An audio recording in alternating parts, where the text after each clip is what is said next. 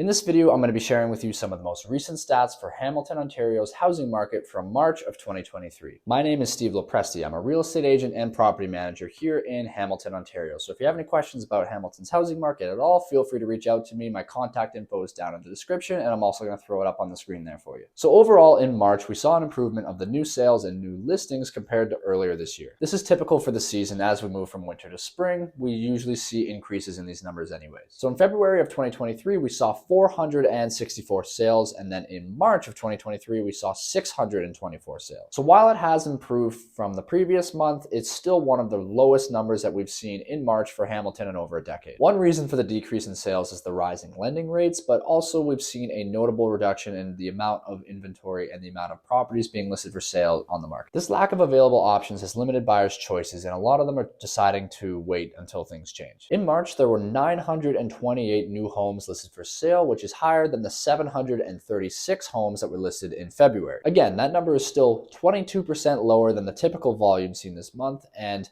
40% lower than the same numbers we saw last year. While there's still less than 2 months of supply available, numbers have improved compared to the record lows seen last year. We went from about 2.1 months of supply in February to about 1.6 months of supply in March of 2023. So the current supply is not as low as it was during the previous year. We also had about 31 days on market in February compared to 27 days on market in March, so that's also gone down a little bit. After 2 months of strong price gains, the unadjusted benchmark price for Hamilton has eased slightly to $770,000 compared to $773,000 in February of 2023. And then the average price has also gone down slightly from about $800,000 in February of 2023 to about $793,000. This suggests that the real estate market in Hamilton is stabilizing with some slight fluctuations in pricing due to various factors such as changes in supply and demand. Now let's get into the specific property types. So over the last 3 months, we've seen increases in the price of townhouses, and they've now reached a benchmark price of $649,000. On the other hand, detached prices have decreased slightly to about $820,000. However, these are still higher than the prices recorded at the beginning of 2023. Apartment condos have also seen a reduction in prices for the 9th consecutive month,